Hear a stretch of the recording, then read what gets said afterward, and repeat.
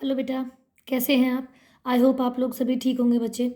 आज हम अपनी क्लास 10th का जो बोर्ड का एग्ज़ाम था लास्ट ईयर का, दैट इज़ जो सेशन, अगर मैं बात करूँ तो सेशन 22 से 23, दैट इज़ जो मार्च 2023 में जो एग्ज़ाम हुआ था, हम उसकी आज बात करने वाले हैं। ये हमारे पास बोर्ड का एग्ज़ाम है बेटा, बोर्ड का पेपर है और अपना साइंस का एग्ज़ाम है, उसकी हम बात करने वाले हैं आज। उसके आंसर की हम डिस्कस करने वाले हैं कि कौन कौन से क्वेश्चंस उसमें पूछे गए थे और क्या क्या पूछा गया था, उनके बारे में हम बात करेंगे।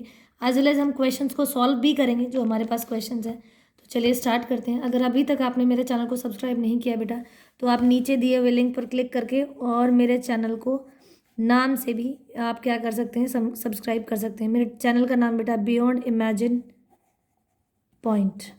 चलिए, तो होप आपको वीडियो पसंद आएगी। अगर आपको वीडियो पसंद आ रही है और मेरा पढ़ाया वो आपको समझ आ रहा है तो आप मेरे वीडियोस को लाइक और शेयर भी कर सकते हैं और मेरे चैनल को सब्सक्राइब भी कर सकते हैं। चलिए, तो हम अपने पहले क्वेश्चंस की तरफ बढ़ेंगे बेटा। फर्स्ट क्वेश्चन जो आज हमारा है उसकी बात करेंगे। पहला क्वेश्चन है, जब पोटेशियम आयोडाइड को, देखो बेटा, पोटेशियम आयोडाइड जिसको हम, पोटेशियम होता है के और आयोडाइड आपका आई, तो हमें ये पता चलना चाहिए कि यहाँ से पोटेशियम आयोडाइड है तो इसे के आई कहते हैं।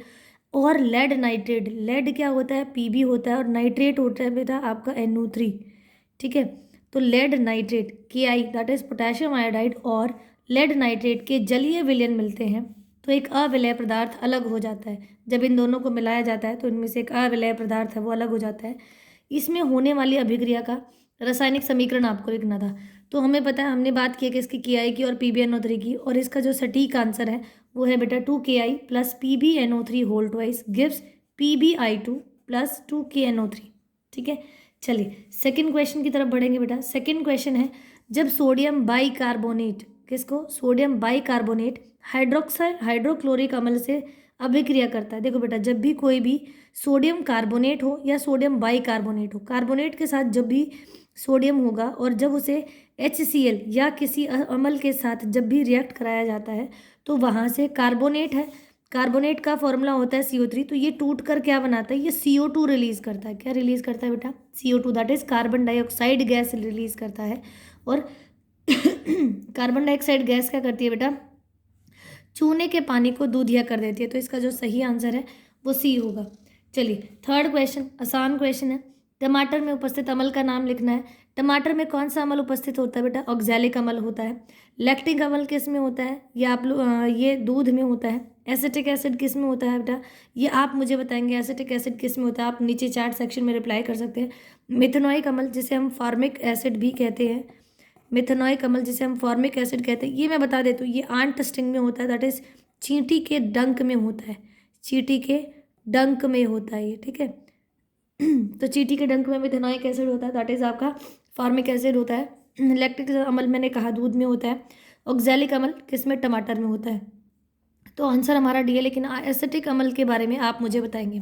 ठीक है, इसका फॉर्मूला भी लिखे आप चैट सेक्शन में, या जो भी आपके पास नीचे ऑप्शन आ रहा है चैट सेक्शन का, उसमें आप इसका एसिटिक अम्ल का फॉर्मूला भी लिखेंगे और इसके बताएंगे कहाँ उपस्थित होता है। मिथेनिक अम्ल का मैं बता देती हूँ। मिथेनॉलिक अम्ल का फॉर्मूला होता है HCOOH। ये फॉर्मूला होता है बेटा मिथेनॉइक अम्ल का। ठीक है, नेक्स्ट क्वेश्चन, फोर्थ क्वेश्चन की हम बात करेंगे। किसी विद्युत एक्स का रिबन, देखो बेटा एक्स का रिबन से आपको समझ जाना चाहिए कि ये मैग्नीशियम है, क्योंकि हम लैब में जब भी एक्सपेरिमेंट करते हैं तो मैग्नीशियम रिबन की बात करते हैं। ऑक्सीजन में चकाचौंध करने वाले श्वेत प्रकाश में, तो डेफिनेटली ये मैग्नीशियम ही है, क्योंकि श्वेत प्रकाश की ज्वाला में ये जलता है और श्वेत राख ये बनाता है जिसका नाम वाई है। तो देखो मैग्नीशियम है, जब इसको ऑक्सीजन की प्रेजेंस में जलाया जाता है तो ये 2MgO पदार्थ निकालता है। ये आपका श्वेत रंग की राख होती है। ये आपकी क्या होती है बेटा, श्वेत राख होती है। और यहाँ पर आपको एक्स और वाई को पहचानना था। वाई कौन है यहाँ पे, ये है। ठीक है, तो एक्स आपका क्या है, मैग्नीशियम है, और वाई आपका क्या है बेटा, MgO है। ठीक है, रिएक्शन क्लियर होगी मेरे ख्याल से सभी बच्चों को। और ये हमारी, अगर मैं आपसे इस रिएक्शन के बारे में बात करूँ बेटा, 2Mg plus O2 gives 2MgO, तो ये रिएक्शन कौन सी है, देखो A है और ये B है, और दोनों मिलकर एक प्रोडक्ट C बना रहे हैं। क्या बना रहे हैं, प्रोडक्ट C बना रहे हैं। दोनों मिलकर एक प्रोडक्ट C बना रहे हैं। तो ये आपकी कौन सी है? देखो, दो मिलकर एक बना रहे, तो एक कॉम्बिनेशन रिएक्शन है जिसे हम संयोजन अभिक्रिया कहते हैं। तो ये आपकी संयोजन अभिक्रिया का एक अच्छा उदाहरण है। ठीक है, नेक्स्ट हम बात करने वाले हैं बेटा, नेक्स्ट फोर्थ क्वेश्चन पे हम लोग आ गए, फोर्थ नहीं फिफ्थ क्वेश्चन पे हम आ गए। फिफ्थ क्वेश्चन में आपको बताना है जल की कठोरता को दूर करने वाला। तो जल की कठोरता को दूर करने वाला धोने वाला सोडा होता है, और धोने वाले सोडे का फॉर्मूला होता है Na2CO3 × 10H2। इसे धोने वाला सोडा भी कहते हैं, धोने वाला सोडा।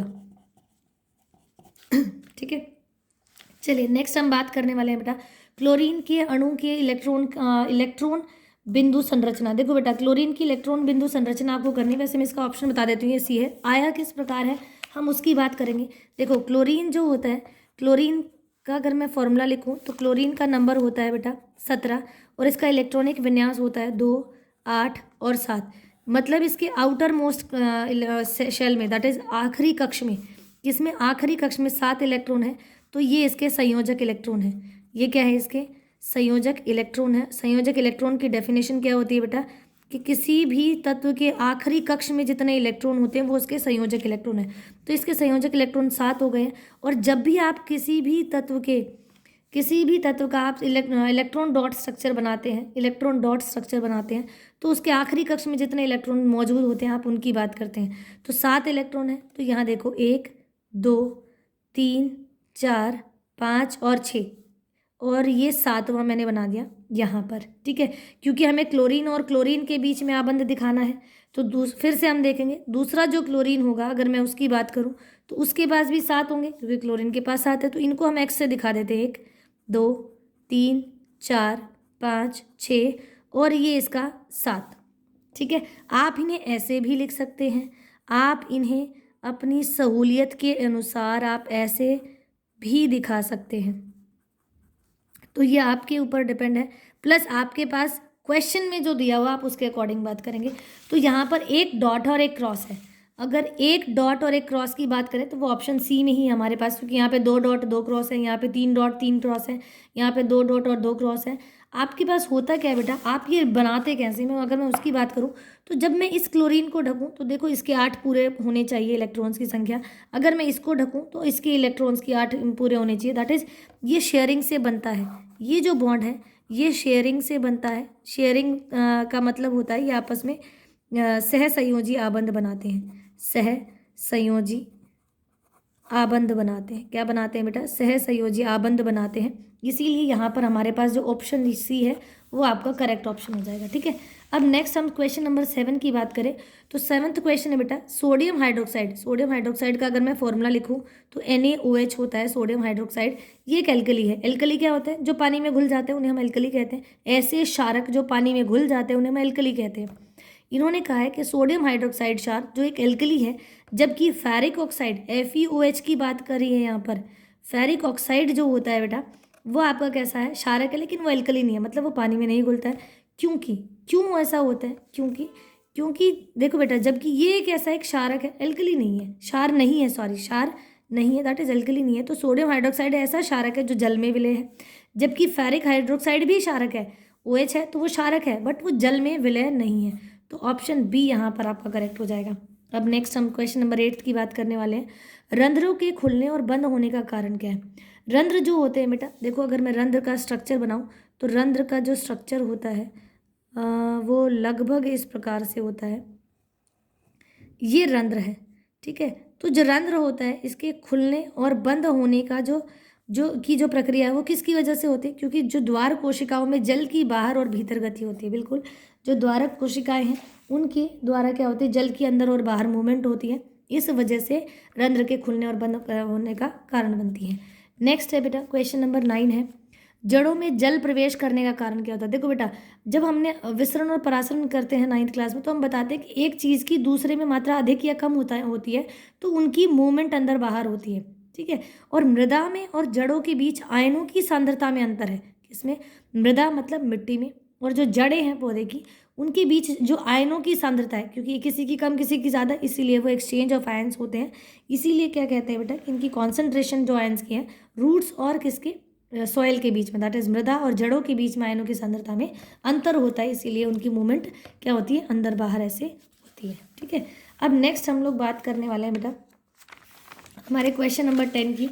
क्वेश्चन नंबर 10 ये कहता है कि नीचे दिए गए कौन सा कथन सत्य है, आपको ये बताना। देखो डीएनए में किसी विशेष लक्षण की पूर्ण सूचना होती है, नहीं विशेष लक्षण की पूरी ही सूचना होती है, ठीक है, सभी की सूचनाएं होती हैं। डीएनए वह, तो ये हमारा गलत होगी स्टेटमेंट। डीएनए वह अणु है जो जनकों से संतति में लक्षणों का के लिए उत्तरदायी नहीं, वो जीन होता है बेटा। जो जनकों से संतति में वंशागत जो लक्षण होते हैं उनके लिए उत्तरदायी होता है, वो जीन होता है, ठीक है। नेक्स्ट है बेटा सूचना में परिवर्तन भिन्न प्रोटीन उत्पन्न करता है। इन्होंने कहा अगर इन्फॉर्मेशन चेंज होती है तो will produce a different protein. नहीं, ऐसा नहीं होता है, कुछ भी चेंज होता रहे, characters will remain same even if the protein change. मतलब प्रोटीन में कितना ही बदलाव होता रहे परंतु लक्षणों में, डी ऑप्शन है बेटा, प्रोटीन में परिवर्तन होने पर लक्षण समान रहेंगे। बिल्कुल, कितना ही प्रोटीन में चेंज होता रहे लेकिन जो लक्षण है, जो कैरेक्टरिस्टिक्स है, वो चेंज नहीं होंगे, ठीक है। अब नेक्स्ट है आपके पास क्वेश्चन नंबर 11। किसी प्रतिवर्ती चाप में संवेदी तंत्रिका कोशिका सूचना को ग्राही कोशिकाओं से कहाँ तक पहुँचाती है। तो हमें पता है जो प्रतिवर्ती चाप होती है उसमें जो संवेदी तंत्रिका होती हैं वो ग्राही कोशिका से ग्रहण करके चीज़ों को कहाँ लेके जाती है बेटा, मेरुरज्जु से लेके जाती है, क्योंकि प्रतिवर्ती चाप जो होती है वो मेरुरज्जु तक काम करती है। मेरुरज्जु ही छोटे छोटे इन्फॉर्मेशंस को कन्वर्ट करके हमें काम करने के लिए प्रेरित करता है, ठीक है। मतलब जो उद्दीपन उसको दिया गया उसके प्रति वो फटाक से काम करता है। जैसे बहुत कॉमन एग्जाम्पल है कि जब तवा हमें गर्म लगता है तो हम टच करते हैं और हटा लेते हैं हाथ, तो ये टच करके एकदम से हाथ हटा लिया, तो ये हमारी क्या है, मेरुरज्जु ही हमसे काम करवाती है। हमारी जो प्रतिवर्ती चाप हो मेरुरज्जु से कोशिकाओं तक आती है और उनको संदेश देती है कि आपको हाथ पीछे करना है, ठीक है। अब नेक्स्ट हम बात करने वाले क्वेश्चन नंबर 12 है बेटा, अच्छा क्वेश्चन है। श्वेत पुष्पों के मटर के पौधे जिनका इन्होंने जो जेनेटिक कैरेक्टर है, जो जीनोटाइप है वो स्मॉल वीवी दिया है, और बैंगनी पुष्पों के मटर के पौधे जो कि कैपिटल वी के बीच संकरण का परिणाम स्वरूप F2 संतति, देखो ये ध्यान रखना है, F2 संतति प्राप्त हुई है जिसमें बैंगनी दैट इज कैपिटल वी और श्वेत दैट इज स्मॉल वी पुष्पों वाले पौधों का अनुपात बताना आपको। देखो बेटा एग्जैक्टली अगर मैं कहूँ तो ये 1:1 होगा, क्योंकि अगर आप बात करेंगे बेटा F2, देखो F1 जनरेशन का क्रॉस ब्रीड कराकर F2 को बनाया गया, दैट इज कैपिटल वी और स्मॉल वी, ये दो हैं। यहाँ से कैपिटल वी है और एक के पास स्मॉल वी है, तो यहाँ से आया कैपिटल वी, इधर से आया छोटा वी, ठीक है। अब यहाँ से आया कैपिटल वी और यहाँ से आया छोटा वी, ठीक है। फिर यहाँ देखो ये कैपिटल वी और ये आया छोटा वी, फिर यहाँ से कैपिटल वी और ये आया छोटा वी। आपको ये ध्यान रखना बेटा हर एक से 2-2 लाइनें निकलेंगी, ठीक है, ठीक है। अब देखो यहाँ भी एक बड़ा भी एक छोटा, एक बड़ा एक छोटा, एक बड़ा एक छोटा, एक बड़ा एक छोटा, तो ये भी पौधा कैसा होगा बेटा, बैंगनी होगा, क्योंकि बैंगनी वाला कैसा है, डोमिनेटिंग है। अगर हम क्वेश्चन में देखें तो जो बैंगनी वाला है वो हमारा पुष्प जो वो क्या है बेटा, डोमिनेटिंग है, क्योंकि वो कैपिटल वी से, जो भी बड़े वाले वी, जो बड़े वाले अल्फ़ाबेट से लिखा जाता है वो डोमिनेटिंग होता है, ठीक है, छोटे वाला रिसेसिव होता है। तो अगर एक भी डोमिनेटिंग हुआ तो ये भी कैसा होगा, बैंगनी होगा। ये भी बड़ा है तो ये भी बैंगनी होगा। यहाँ पर भी एक बड़ा उपस्थित है तो ये भी कैसा होगा बेटा, बैंगनी होगा। इन्होंने पूछा कि F2 में देखो एक एक है, एक एक है, एक एक है, एक एक है, दैट इज समान रूप से वितरित है वो, ठीक है। F2 में चेंज कहाँ आता है, वो F3 में जाके चेंज आता है, जब आपके पास जो ट्रेड्स हैं वो अलग अलग हो जाते हैं। मैं करके दिखा देती हूँ आपको, एक छोटा एक बड़ा, एक छोटा एक बड़ा, ये है आपके पास, ठीक है।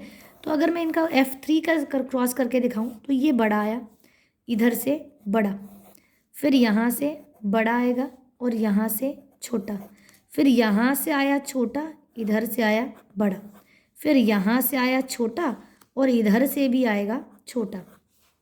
यहाँ एक बड़ा है तो ये बैंगनी हुआ, ठीक है। यहाँ भी एक बड़ा है तो ये भी क्या होगा बेटा, बैंगनी होगा।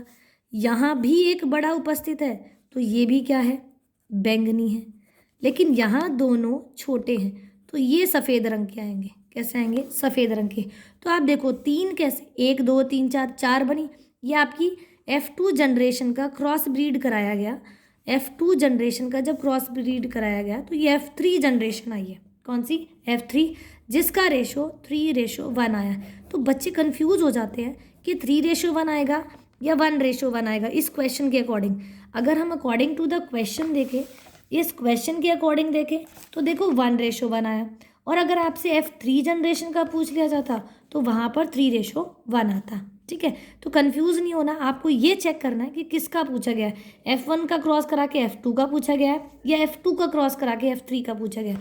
तो अगर मैं इस क्वेश्चन की बात करूँ तो यहाँ पर आपसे F2 पूछा गया था, इसीलिए आंसर हो जाएगा आपका 1:1।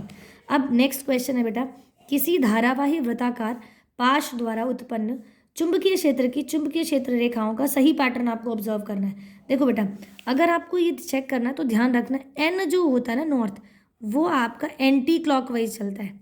कैसा चलता है? Anti clockwise. एन से होता है नॉर्थ, एन से होता है नॉर्थ, ये क्लॉक फेस रूल है हमारे पास। और एस जो होता है वो चलता है कैसे? ऐसे, ये होता है आपका साउथ। क्या होता है? एस से साउथ, और ये क्लॉकवाइज चलता है, ये एंटी क्लॉकवाइज चलता है, मतलब घड़ी की सुइयों के विपरीत चलता है। ये क्लॉकवाइज चलता है, मतलब घड़ी की सुइयों के साथ साथ चलता है। ठीक है। अब आप दूसरी चीज़ हमें याद रखनी है कि जब भी अगर आप इससे कंपेयर करके देखो, ये नॉर्थ है और ये साउथ है, कि जो चुंबकीय रेखाएं होती हैं वो साउथ से अंदर आती हैं, नॉर्थ से बाहर निकलती हैं। साउथ से वो अंदर आती हैं और नॉर्थ से वो बाहर निकलती हैं। तो यहाँ देखो, चलो ये साउथ से आ रही है लेकिन नॉर्थ से निकल रही है, ठीक है, लेकिन यहाँ वाला पैटर्न उल्टा है, ये साउथ से निकल रही है, तो ये हमारा ऑप्शन गलत हो जाएगा। ठीक है। यहाँ देखो, ये भी क्या हो रही है? साउथ से निकल रही है, तो ये ऑप्शन भी गलत हो जाएगा।